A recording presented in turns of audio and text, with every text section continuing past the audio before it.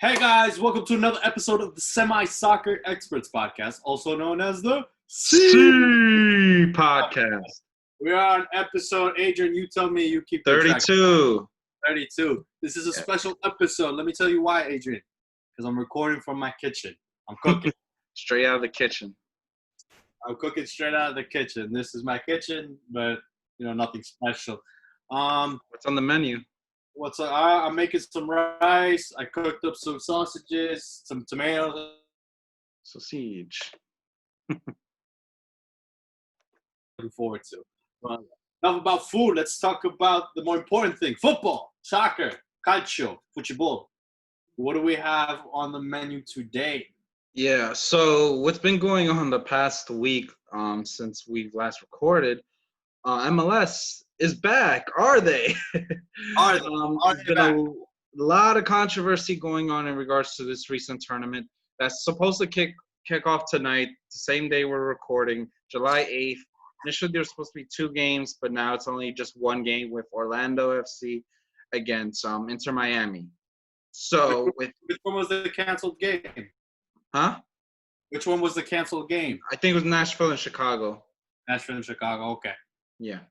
So, and as we've been getting more word and development in regard to this, the latest is that FC Dallas were supposedly taken out by the MLS, but been a lot of verbiage and disagreement saying that Dallas self-proclaimed took themselves out of the tournament, and then MLS was just like, yeah, go ahead. It's too many, because after this, we found out a couple days ago that 10 of their players have tested positive for corona, which is crazy because that's a handful amount of players, and it's a good thing that I don't think they even touched down in Orlando. They never did. I don't believe that they did. So this is very important. FC Dallas, is coming from a right now current hotspot for the coronavirus. Though in Texas, it is Houston that's experienced most of the damage, but I believe Dallas is as well, is having a lot of positive cases and hospitalizations. So it would kind of unfortunately make sense that FC Dallas would experience some people contracting the disease. Now, again, back to what you said. If MLS took them out, well, it is what it is. But I think the biggest rumor is that they decide to withdraw themselves, and I feel like FC Dallas. I think that's what they did. I think that's what happened because they're a very progressive club.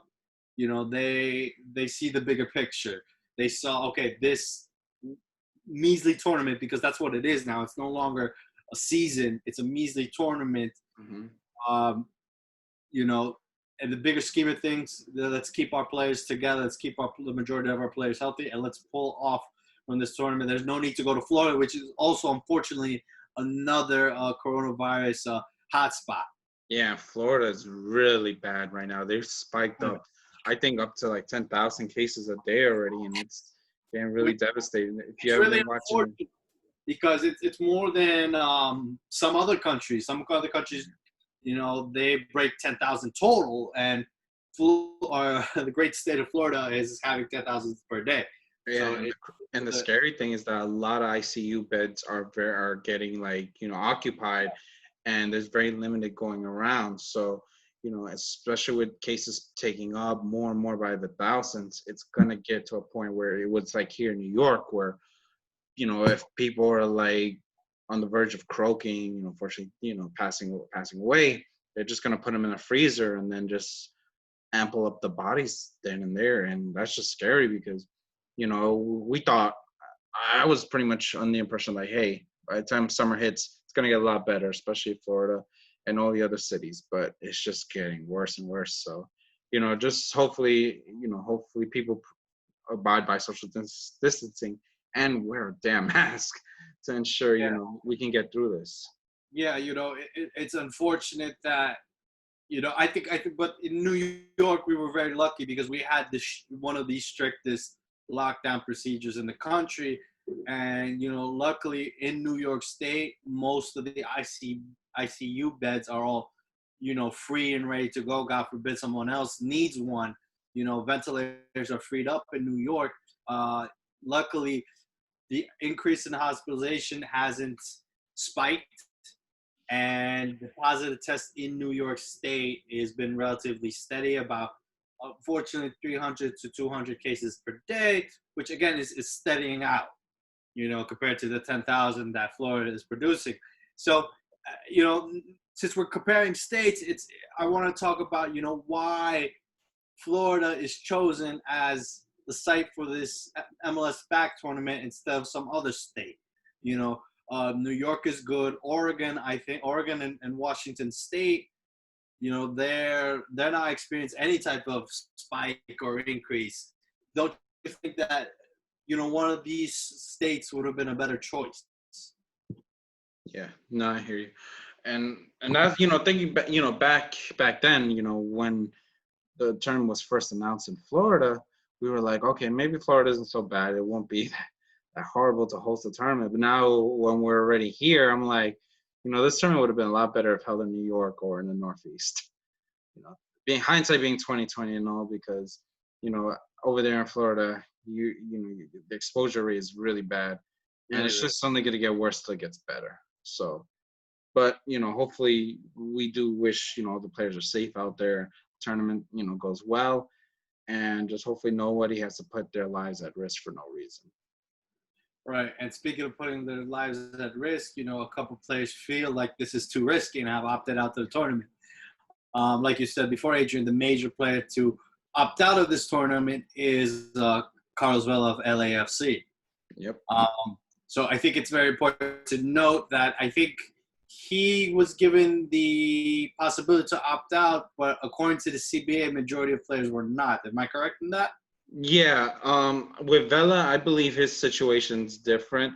But given that even though his wife is pregnant and all, I believe every player that does not feel comfortable, regardless of your family situation, should have the option to opt in or out in regards to this tournament, because we're still in the middle of this pandemic. It still hasn't got as much better as we thought it would be by now. So, there's so many factors. And Carlos Vela is not the only one who actually opted out. You also have Jonathan Dos Santos from Galaxy who opted out as well. He does not want to partake in the tournament. Also, from Real Salt Lake, their defender, if I butcher your name, I apologize, Needham Onuha. He's like one of their main players. She's a defender. He opted out as well. He's not going to be partaking in the tournament. There's also other players as well. But overall, so with opting out, there's actually a rule from the CBA saying that MLS players are required to participate in the tournament unless they meet certain specific criteria, which is not specified. So per the CBA, if a player chooses not to participate without permission, he is subject to penalties pursuant to CBA. In my opinion, that's a crock of shit, but hey. Yeah, I don't agree with that CBA rule. I think given the circumstances that the world is in today, we need to adjust those rules, and we have to, common sense rules. There's no need that an athlete needs to put their lives in risk to entertain the masses, to satisfy some billionaire owner or a To satisfy the multi-million dollar. mouse on ESPN. Right. There's no reason why a human life needs to be exposed to such dangers. And the fact that these players must pay a penalty or whatever, a fine, whatever the case may be, it is a crock of shit. It's just, especially since, excluding the coronavirus, we're going through a time where social inequality and, the poor versus the rich, we're coming at a time in history where we're trying to address these things. And MLS just highlights that they are the rich and they don't care about the poor, being the players. They don't care about the humans. They don't care about exposing these people to risks.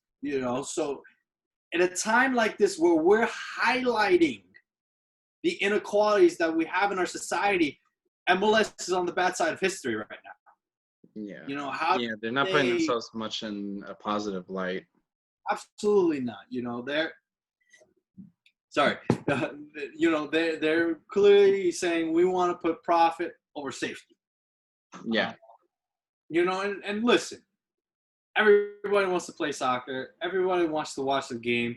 we want this world to go back to the, obviously we want change, good change, but we also want to go back to our normal lives. So I understand the frustration. Some players want to go back and play. Some players, they're willing to expose themselves to the risks. But, in the bigger picture, I don't think this tournament should happen. I think there's a lot of sentiment on Twitter that they don't want this tournament to happen. There's no point, And also, I think the way it's formatted and the fact that it is going to be a shortened season, it waters down the credibility of this tournament. It waters down the excitement, the actual football that's going to be played. So, again, I personally don't think MLS should do it in the United States, because if we look at Europe, they did everything right. Yeah. Europe, I feel like did 100 times better job than we have, especially Germany. They took the proper procedures and ensuring everyone, all their players were not held accountable, but also like the players were safe, and they, implemented the safety procedures and everything along with that.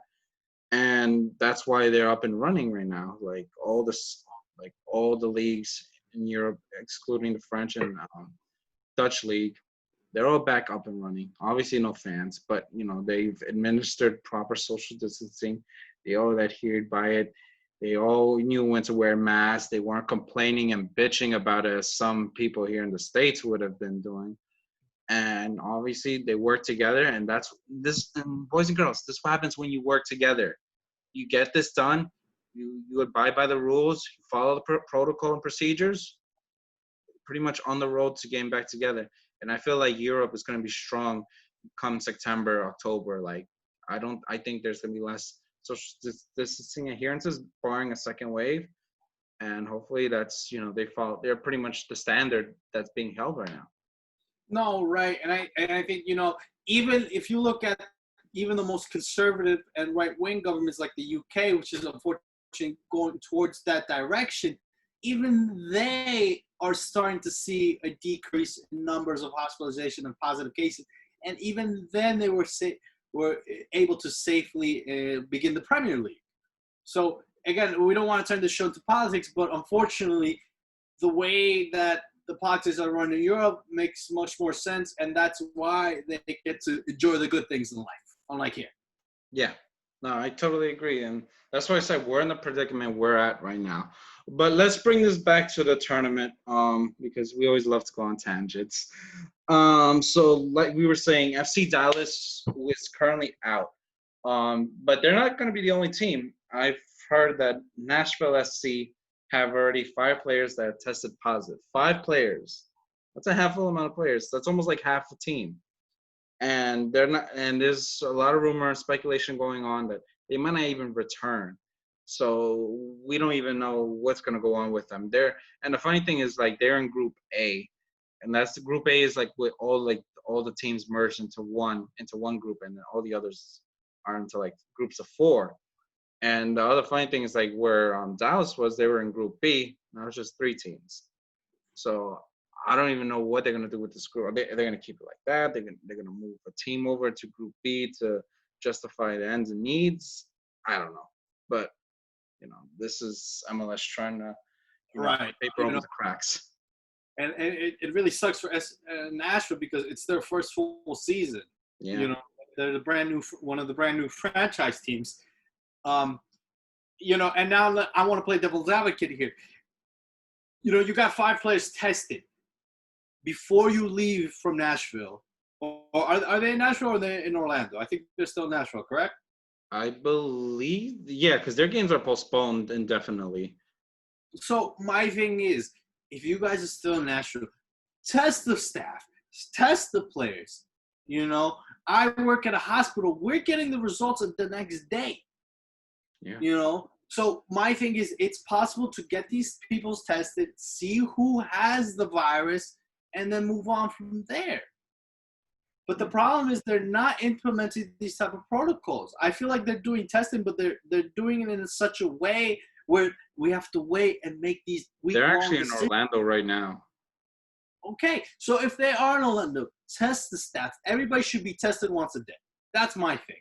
It should come from the owner's pockets, the league's pockets. Yeah. If you want, My thing is that, I'm sorry to cut you off, but my thing is like, since they're already in Orlando, there's already 5 players tested positive. I'm hoping they're adhering proper quarantine rules and, putting all the players within Nashville amongst themselves just to make sure they don't interact with anybody else to ensure this does not spread like wildfire. right, absolutely. But again, like to that point, you need to test. Yeah, These they have to test. And that's the thing too, because I recently got tested because I traveled from Delaware during the 4th of July weekend. So there was an option for me to do rapid testing or, the regular 3 to 5 days, etc. I'm doing 3 to 5 days because I want to be 100% sure. I'm pretty sure I don't have no symptoms or anything, but I just want to be safe than sorry. right, So but that's the other thing too. I don't think we even got the notification. I think they're doing the rapid testing because that's what a lot of the other leagues have been doing. I've heard. it may be rapid testing, but the rapid testing is just more so the bureaucracy of physically taking the sample and doing the work. Yeah. They can hire a lab. I'm sure they can hire a lab and have testing within an hour. Yeah. But it's the procedure. You got to do insurance. You got to do this. You got to do that. You got to write down names, prescriptions, whatever the case may be. But I think what it comes down to is that somebody needs to do this work and someone has to pay out of pocket, and MLS doesn't want to do that. They're trying to avoid all the hard stuff. And that's not good. It's not good because, again, it puts MLS in a bad light where it says, we care about the profits. We care about the bottom line. We care You're about not putting money. your players first. Exactly. And then here's the tricky thing. The players are the assets. Without the players, you have no product. So what you're doing is you're trying to rapidly put out a product out there, but then your product gets damaged. Your product gets hurt. Your product gets sick. God forbid your product dies. Yeah. So where's the money? Now you're hurting your pocket. Long term, they should wait a couple more weeks. Everybody gets tested. Put them all in a box. Make sure everyone doesn't have it, and then start the tournament. And the funny thing, we talked about this in an earlier episode, that the NBA, they're going to be like within the same area. They're not starting till the end of July. They are in the same area. They are in the Walt Disney World Resort Sports, the ESPN Sporting Parties. Like, they're in the same area. And the thing is, NBA, again, a little more smarter. It looks like they're willing to put the resources to put the safety of the players first. They're doing the testing. I have not heard one NBA team say one of our players is tested positive. Mm-hmm. Why is that? Why is the NBA, which has a roster of at least, give or take, 15 players on an actual roster? Oh, yeah. On average, 15, yeah. On average, 15 players. An MLS team might have, 20, 23, give or take. Yeah, like so 25. It's not that much more staff, and I think the NBA is only going to be using 20 teams, but still, the NBA is shelling out the money to protect these players. Now, mind you, NBA has a lot more money than MLS. That's a no-brainer. And I think what's also like another contributing thing is the players union as well. The NBA Players Association is very, very strong. They're run by Chris Paul. LeBron, it's very vocal about it. I'm pretty sure him and Chris Paul are like this. So I'm pretty sure they're very vocal for other players and like stepping up because they know for example, they're not gonna take any shit from like Silver or any of the top figureheads up there because they're like, hey, you need us. So obviously, if you want to make sure everything goes all in well, take care of us, then we'll do our jobs. 100%. I agree with you. I think, and I'm glad you brought up that point. The NBA's players union is actually much more powerful than the MLS players union, Yeah, because you don't have a strong, figurehead there or like a strong player who can voice his opinion and have millions of people heard. No, but it's not even just the figurehead. It's also, NBA's been around much longer, but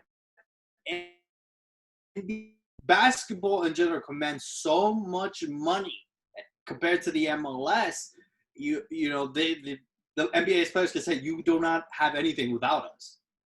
As MLS, yes, MLS will not have anything without the players, but they don't have that type of leverage. MLS says, okay, I could go to Europe and buy players. Meanwhile, NBA can't go to Europe and buy players. It's much harder. You're going to have to scout, the whole logistics. But yes, the players union in the NBA is much more proud. And I guarantee you, they probably had to say, is like, you need to put these protocols in place or we're not going to play. Yeah, no, and I think that was the whole conversation. Pretty much what set the tone for when the NBA is going to decide to return, because they decided later in July, because by then they figured like, hey, we'll have enough time to prepare, get everything. And now I've been reading online as well. The NBA teams are starting to settle in, heading into the Disney World resort. So and that's the funny thing too, because they're settling right now. If we were just talking this before we went live, a lot of the teams were settling in a week before the tournament started.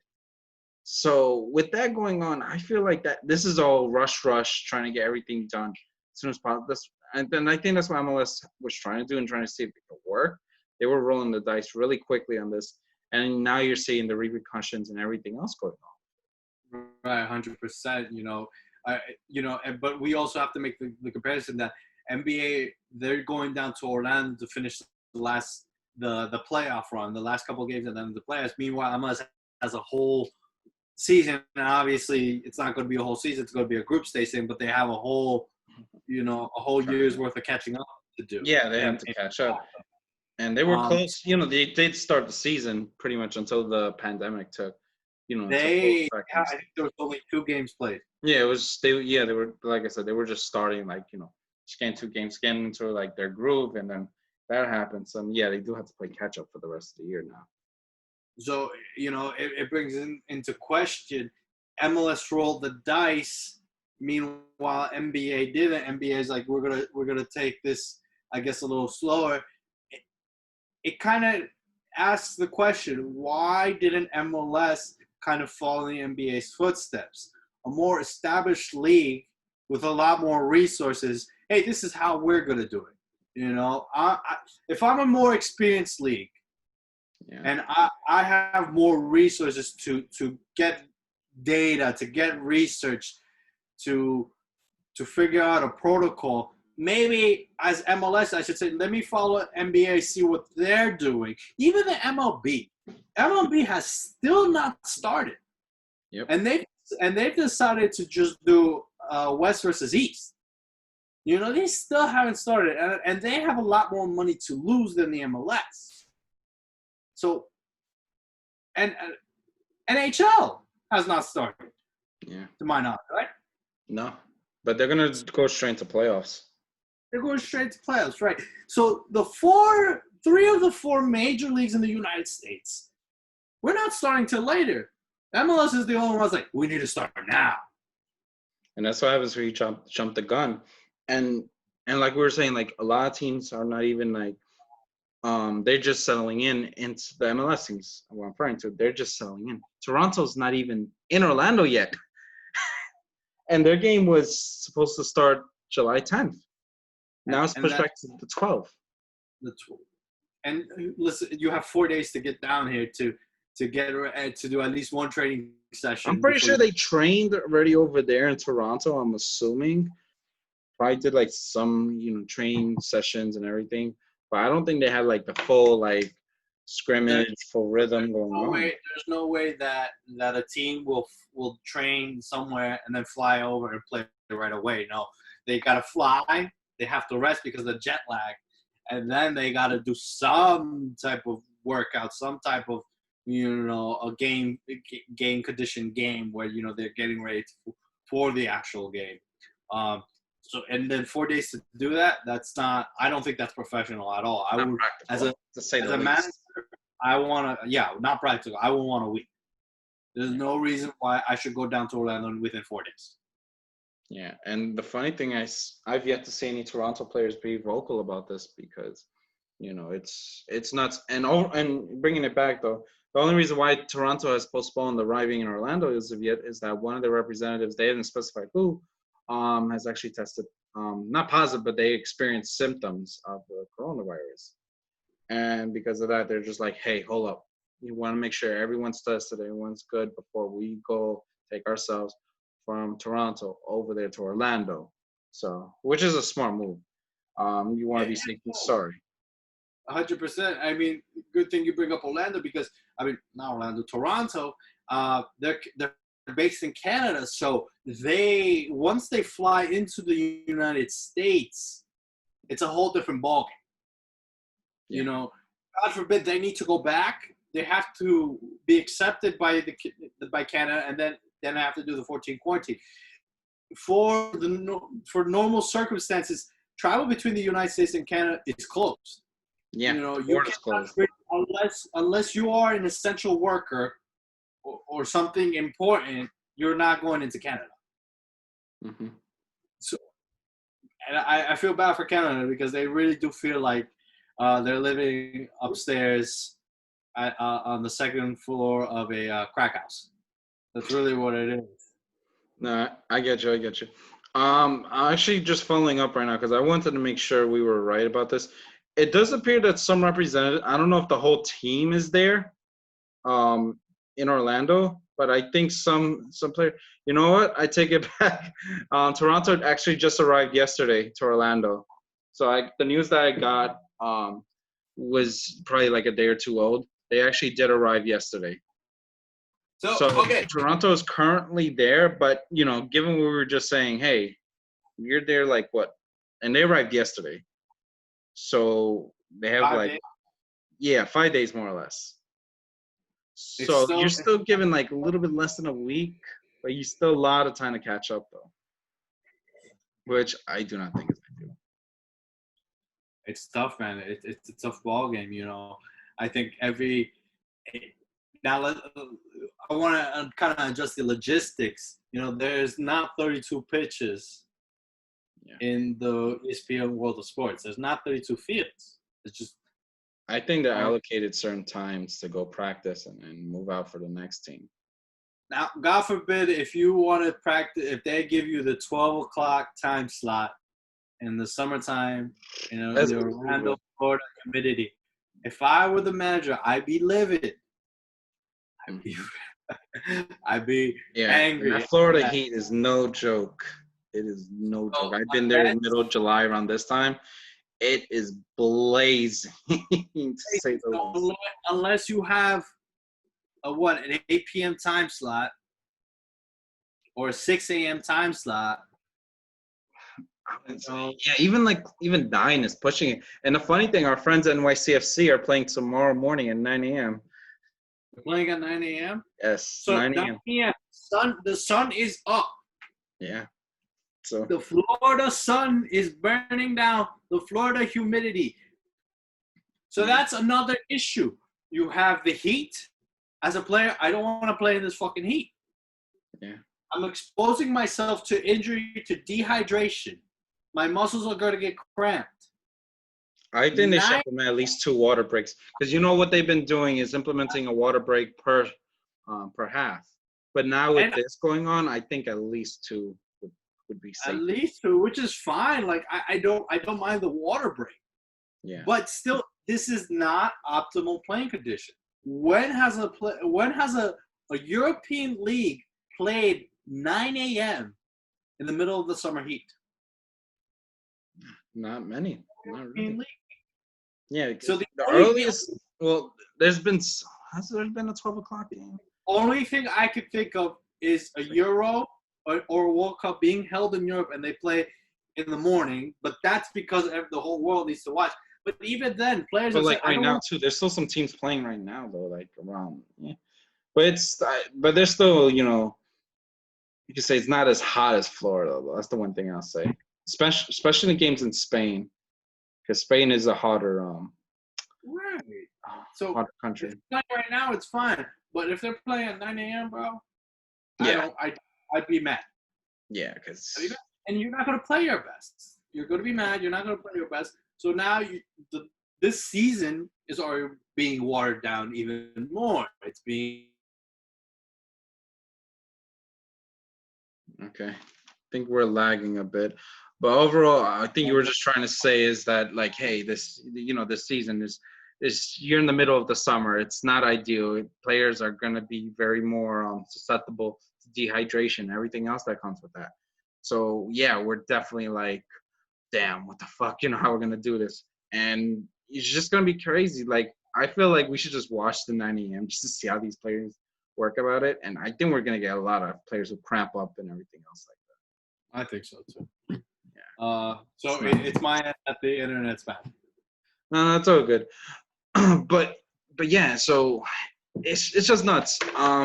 I personally for me, I do like to see this tournament go on, but now that everything else that's going on leading up to it, you're just like, I'm not so sure right now. So it's just becoming a shitstorm that's just developing worse and worse, and especially being in Florida is not making it any better.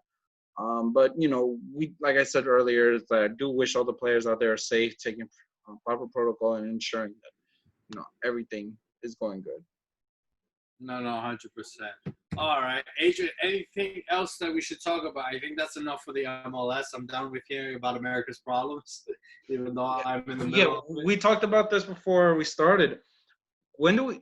Since Europe is pretty much on par in the standard for sports, because they're pretty much abiding by social distancing. When do you anticipate fans returning back to the stadiums? The French league was actually saying that, hey, we're going to allow some fans to come in. I forget how much percentage, but I think below 50% is what they're aiming for. So, I mean, it's tough to say because, you have this American CDC, which a lot of countries respect their opinion on, and then you have the World Health Organization, or the WHO, and, they have their own policies and their own protocols.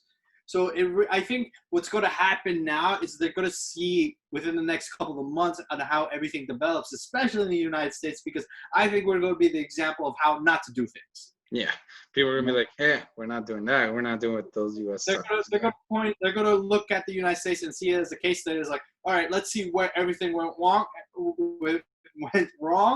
and what we're not gonna do. I just don't see people returning to the stadium still after this vaccine comes out. Hopefully this vaccine will be out by the end of the year.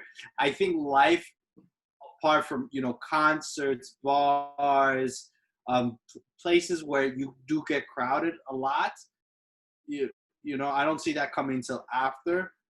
Yeah. And I think the French, again, they are very progressive country. They revolt for anything that's unfair. They're not gonna, if the WHO says no and the CDC says no, I don't think that they're gonna go ahead and allow fans, even if it is at 50% capacity. Now think about it. A 50% capacity of a 40,000 seater stadium is 20,000 people. That's a lot. That's still a lot of people. It is. But I think they're just going to implement like not having fans sit next to each other. I think what they're going to do is like two seats, 3 seats, whatever the case may be. Let me tell you this. How do you organize that for 20,000 people? You're just going to have to plan the shit of the stadium, just making sure everyone falls by the standards, go like one person there, one person there, etc. I don't think it's a practical thing, It's definitely not practical because you have to have an usher probably for at least every single row. They're gonna, I think for a not row but section, I think is what they're gonna probably do. I honestly, personally, I don't think it seems like it's just too much of a logistic problem to tell 20,000 people how to behave. Camp Nou is 100,000, 50% of that is 50,000, which is 100% of some stadiums. Yeah, that can be one stadium too, and that's what I'm saying. It's very tricky and like tough to do because you got to figure out how you're gonna fit all these butts in the seats. Granted, you want to start making more revenue, but at the same time, you have to be mindful of this. Oh, and I just remembered. Just think about this. Not even just Europe wants to start having fans back, but here in the U.S., NFL wants to bring their fans back into the stadiums as well. So they're another head case, and they want to start getting fans back because the NFL season starts in September. If we didn't see a spike in Texas, Florida, and Arizona, been a possibility. But seeing now that these cases are going up, I just highly doubted that any competent government, and let me rephrase competent government will allow for to return to a stadium. I guarantee New Jersey, where the New York Giants and the New York Jets play, the biggest franchise, they won't have fans. I promise you. Even though we are the better of all the states in the country, I don't think that it's gonna happen. I'm not worried about us, to be honest. I'm more worried about the southern fucking teams. Like you got your Miami Dolphins, you got Tampa Bay, you got the Texas teams, etc. Like all those southern states, their governors don't give two shits about it. I feel like they're just gonna open up the stadiums and have fans tailgate, probably without the mask, get in there all drunk, sit next to each other. What is gonna happen is, if if there's someone hopefully there's someone with a brain down there, that the mayor of Tampa is not going to allow 50,000 people, 60,000 people, whatever that stadium fits to, allow to congregate at that stadium, because then he knows within a week all his hospitals are going to be jam packed. Yeah. People intubated, unfortunately. So I think it's going to come down to the local governments to say, hey, we're going to allow this game to play. That's going to pour in money to a billionaire's pocket. And then later on, I'm going to have all my hospitals, all my resources, all my medical staff be jam-packed with problems with COVID cases. I just cause and effect. It's literally a cause and effect issue. Cause and effect, right? So I just don't see that happening. Again, if Florida had done the same restrictions as New York, there might be some leniency towards that in September. But not right now. No, I mean we're about to go into middle July. You have 1.5 months before September. I just don't see too soon. And like I said, cases are still upticking. They're gonna go up before it's gonna get a lot worse before it gets better. That's how I feel. And knowing from here how it was in New York, we experienced literally one of the worst cases in the whole world. But we had to live through that, get through it, and now we're literally progressing. So, just fortunately that Florida is going to be like that, but it's sometimes that's what it takes, unfortunately. Yeah. So I just like going back full circle. Europe does everything well, and New York and the United States is number one in stupidity. At least we're number one in something. Yeah, well, we're the biggest, not the biggest, but the biggest populated state. So, all right, Adrian. Anything else before we wrap everything up? Just pretty much covered all our bases. I feel like we touched base on what we can do so far. Barring what happens with the MLS tournament, we're obviously going to keep tabs on this and see what goes on, how the tournament's played. And I do look forward to seeing how it goes. And potentially, like our next episode, we can touch base like on the other leagues, who's going to be winning the title. Hopefully, your friends Juve, Real Madrid might win the title. Who? But also the Champions League and the Euros. I mean, the Europa League. I think we're gonna start touching base on those. So yeah, it's definitely something I want to do, touch base, and looking forward to it, man. All right. Well, guys, thank you again for listening, and we hope you have a healthy rest of your week. Stay safe. Wear a mask. Yes, wear a damn mask. See you next time. All right. Thank you, guys. Take care.